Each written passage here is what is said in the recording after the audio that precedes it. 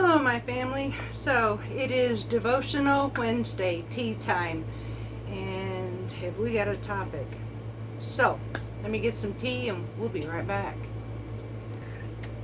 We're ready. Okay, so here is a topic I don't hear much of spoken. I don't hear much of spoken.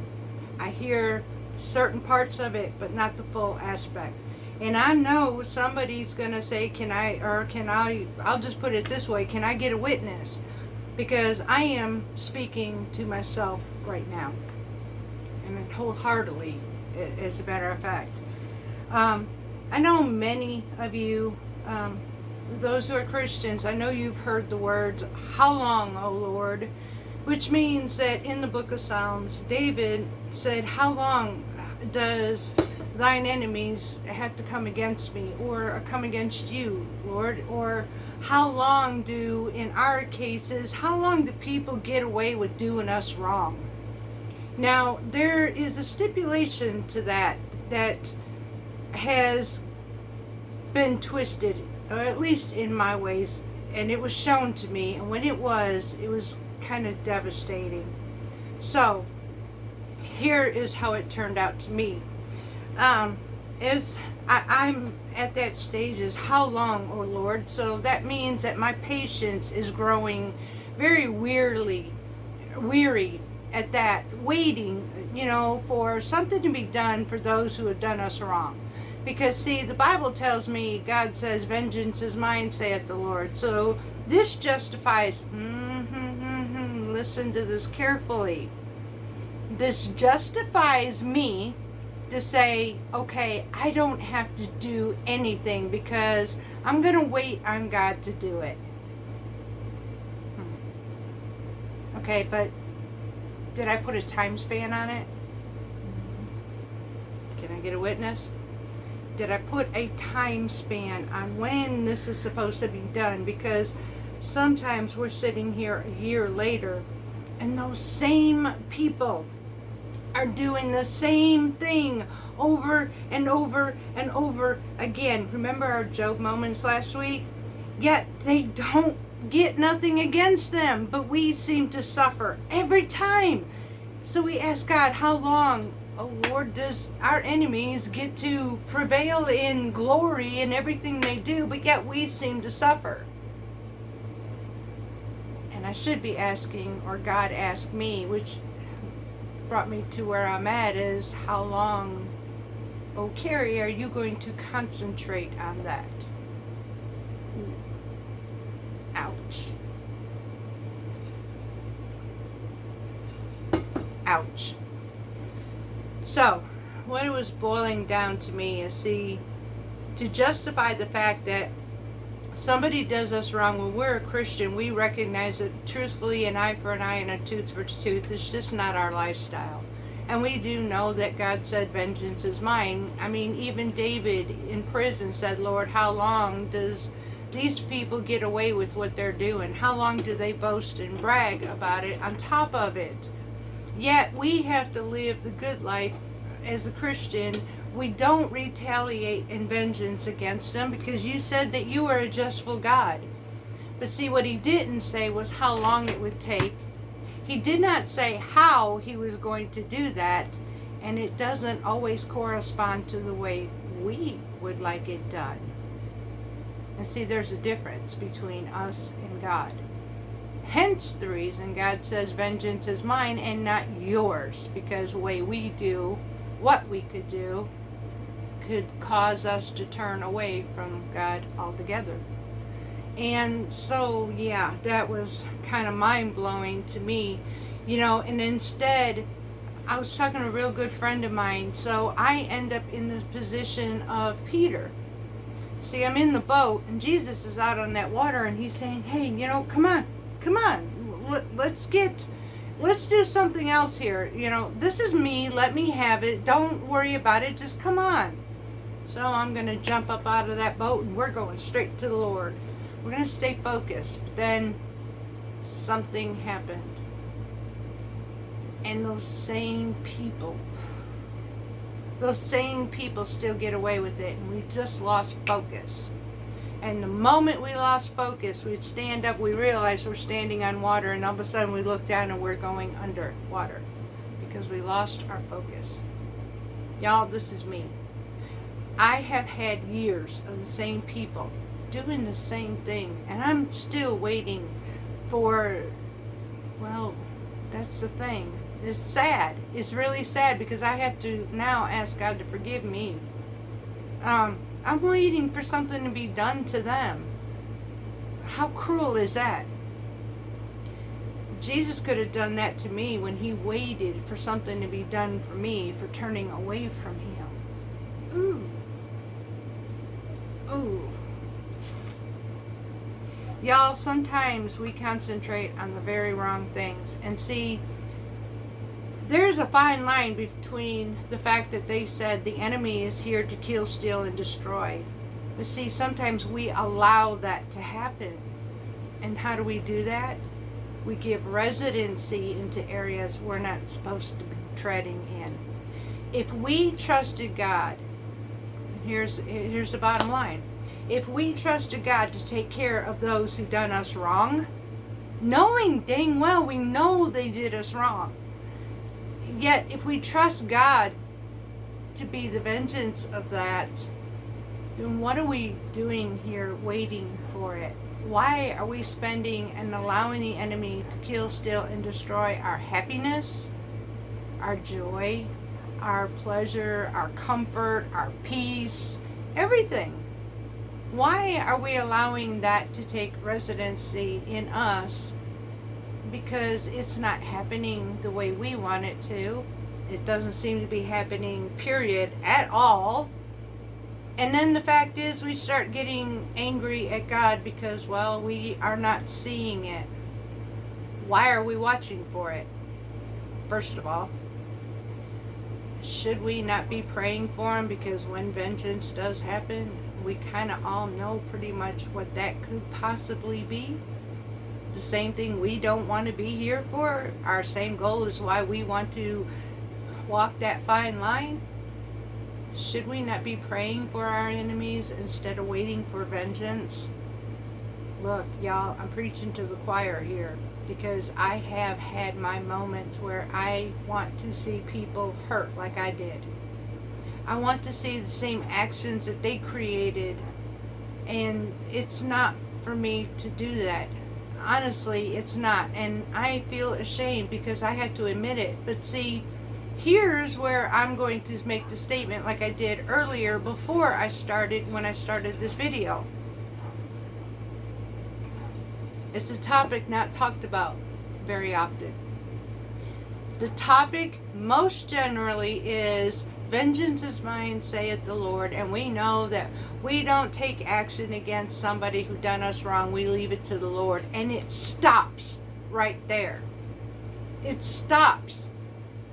But there's this thing called reality. And my reality sometimes, and I don't know, maybe it's just me. Maybe it is just me. Or is it not? Maybe somebody else is going through the same thing because you hurt inside so bad. Maybe you want to see something done to them, and yet they're happy and you're miserable. Ooh. They're happy and you're miserable. And you just don't understand. Nobody talks about that. Don't look for it. In our lifetime, we may never see it. But I will guarantee you, here is the difference. We won't see vengeance the way we want to see it. We may never see it, but vengeance will be theirs. And so the problem is we need to pray for it, because what they could receive is something we don't even want. And I'm not going to do something ill-mannered to somebody else just because they did it to me. That's not my nature. And here's the other fact of it. Maybe I have to learn how to forgive them because they are taking residency up in my spirit, in my space. They don't belong. There's a thing of stepping away completely. And see, here is some key things that maybe we need to do. maybe we need to learn the word no. Stop allowing people to use you over and over. If that is the case, if this is what they're doing, say no. If you know that they're not doing something for themselves, don't, y'all, just don't. If you know that somebody done you wrong and you're waiting for that vengeance, then you're no different than if you just did it yourself. I mean, seriously, you might as well just go do it yourself, because you're waiting for God. You're praying to God to do something for you that makes it right. And it's not, because what you're wanting God to do is you want Him to do the job for you and then say, well, it was justified. No, it's not justified, y'all. This is not what we're supposed to do. So I'm having to learn forgiveness, and that is not easy. That's not easy at all. But I'm tired of spending my entire aura, whatever you call it, my area is filled with so much of them while they're having fun, smiling, playing, laughing. They don't think a thing about me. But I'm spending every waking moment about them. And it isn't right, because I'm waiting for that vengeance. And if that's the case, why don't I just do it myself and get it over with? But honestly, it's not going to solve anything, because it'll probably just make matters worse. Because I just took it in my own hands, and the same very reason why God says, leave it for me and don't touch it. So, it's called leaving it at the altar. When you pray about it, leave it there, y'all. I'm tired of things in my life taking up residency, taking away from my joy, my peace, everything. I'm tired of it. I'm tired of giving people, it's like giving enemy credit for things that he shouldn't have credit for. I'm tired of people having credit for things in my life that, you know what, I'm done.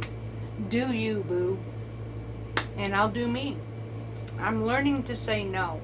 And if it's the same action over and over where people, and look, we do things from the kindness of our heart many a times, but there's a point where God says, quit casting your pearls to the swine. And those are the people that always want a favor from you. They always want a favor from you, but they will do nothing for you in return. Now see, I understand that we should be able to do things without anything in return. But there are also users out there. Say no. It's okay. I'm learning that. It's okay.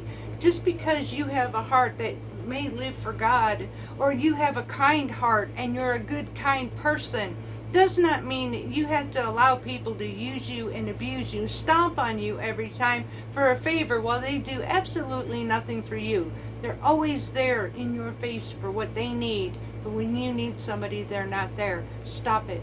Say no. It's okay. You don't have to say yes. There is a thing of keeping our distance. There is a thing of walking away, because there was a point in the Bible where Jesus said, if they don't hear me, walk away. Wipe your feet. Dust your feet up and walk away. We can do the same thing. We can love from afar. And sometimes that's what I have to do, even if it's family. Love from afar, y'all. So, yeah, I'm at the point today. I'm going to leave vengeance alone. I'm leaving it at the altar. I'm going to stop looking for it, because I will probably never see it. It ain't worth me being miserable over. And what was I doing? Why didn't I just do it myself if that were the case?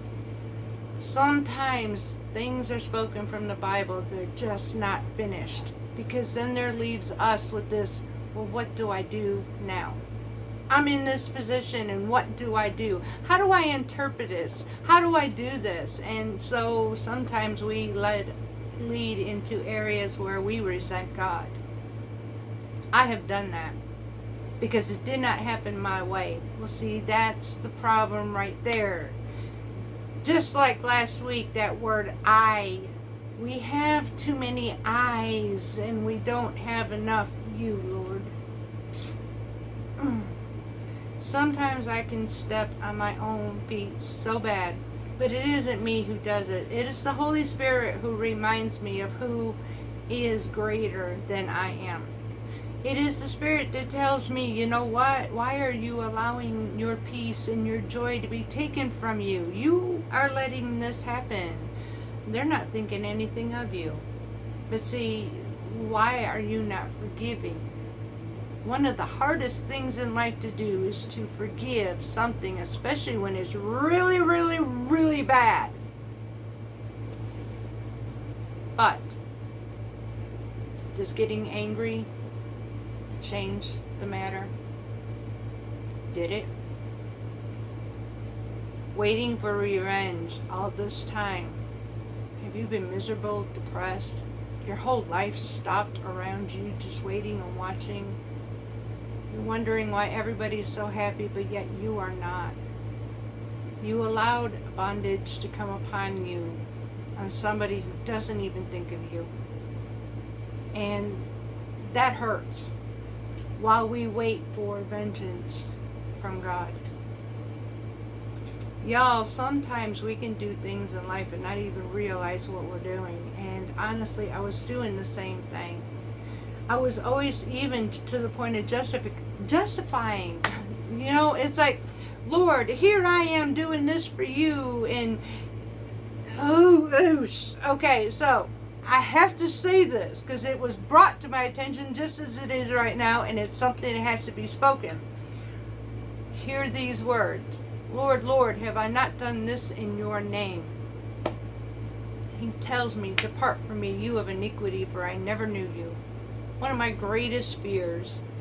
Because if all I'm doing every day that I live for the Lord is using Him and abusing Him, if all that I'm saying is, Lord, I'm doing this and I'm doing that and I'm doing this in your name's sake, and yet all this comes upon me, boo-hoo, I'm mad, Lord, I'm mad at you now because, see, you're not doing it my way. Ooh, that hurts. Y'all, I have to admit to God that I'm a sinner saved by grace, and that's all I am. Just because the word Christian comes out of my mouth does not mean that I am fully Christ-like. I am a sinner saved by grace and who is loved and adored by God when at times I don't deserve it. Just as I say to the Lord, remember Jonah and the whale? Jonah purposely avoided a task that God gave him. He would have rather have been in the belly of a whale than to go out to Nineveh, or however you say that town, and do what God asked him to do, because in his mind, those people did not deserve anything about God, and they definitely didn't deserve forgiveness. Yeah, I don't want to be Jonah. I don't want to be Jonah. And the belly of that whale just doesn't seem appeasing. I'm living in it every day, waiting upon vengeance. And I'm miserable while they're happy. It's time to flip that. So, if you can relate to me, then I know that I'm not alone in this world. Because I have a feeling there's so many others who are saying, why me, Lord? How long, oh Lord? How long? How much longer before I get to see anything? And then here's the other part that's extremely dangerous. What if I get to see it? What happens then? Do I rejoice in their calamity, the one thing that God told me not to do? Because if I did, it could come my way. What am I waiting for? What would I do if I got to see that vengeance anyways? That's a good question. And one I never thought of. So, you know what? It's time to get happy. It is literally time to just say, Lord, I leave this at your feet. I need to walk away from it. Forgive me for how I've been feeling. And you know what? It isn't mine. This is yours. To everyone. Family, friends, whatever it is. People, associates, whatever it is. It doesn't matter. Whatever the situation is that is taking up residency and making you miserable while you're waiting for vengeance, let it go. Because it's not, just give ourselves the question is, what will we do anyways? Really, we're not supposed to rejoice in it. And you know what? I have to admit, I will admit, would I really rejoice in that? Would I want somebody to do that to me? Especially when I'm really hurting. Because when God does something, y'all, He does it good. And He does it way better than we can. So pray for them. I'm hoping this reached out to somebody else like it did me. It was my wake-up call. God's been doing that a lot lately. The things that I haven't learned in church, He sure is teaching me, and it hurts, y'all. I'm fixing to go. I can't reach that high, but these poor feet, I'm fixing to go rub my feet because He stomped on them good and hard. So, I have some more things to do around here. I am getting ready to do an amazing Mediterranean meal that I have been waiting for, y'all. Yes, I've been waiting for it. I am, at this point, I'm in progress, just to let you know. Tomorrow, I go to the dentist again. We are going for a fitting because we are getting ready to get my permanent and get my training wheels taken off. However, this is week 5. And I need to let you know what the progress is. So far, I have, now mind you, I've done told you I can eat a burger cut up with a fork and knife. So basically anything, a burrito, I can eat meatballs, stuff like this. As long as these things are cut in pieces, I can chew it.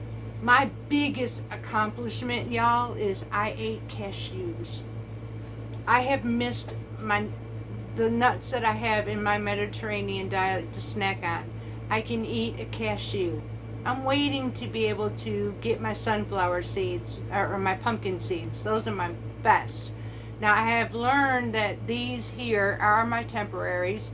They are not as sharp as what my permanent would be. Also, I learned that technically not all the teeth are in on these. They're temporaries for a reason, and all they are is allowing me to get adjusted, although I can do some things with it.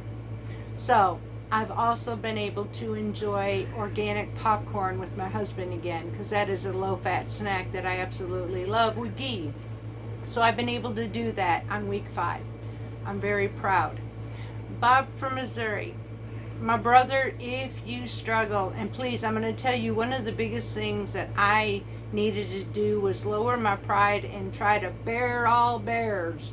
Thing of it is, I was miserable. I was hurting so bad I was in tears at the beginning of this. If things are not lined up, if you are hurting, go back to the dentist and get it straightened out. There is no need for suffering.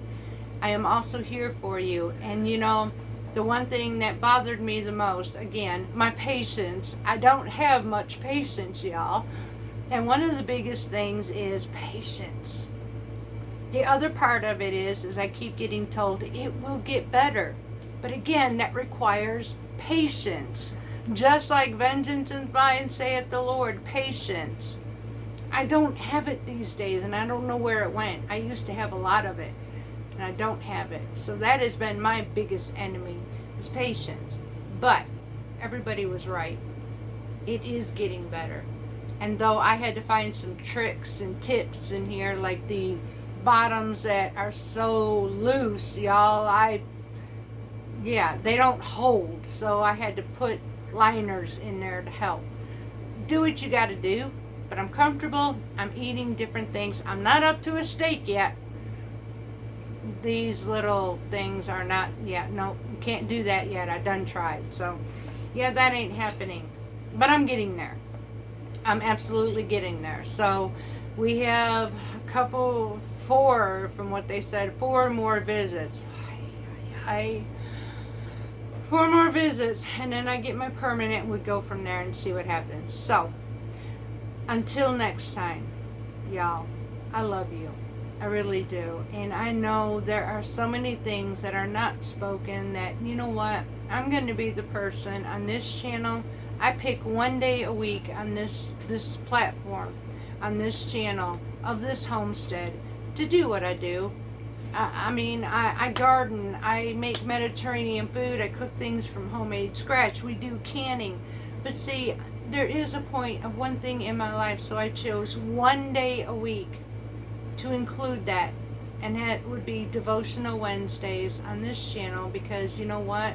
I'm just like everybody else. I have questions, I hurt, I rejoice, I don't understand, and I know I'm not alone.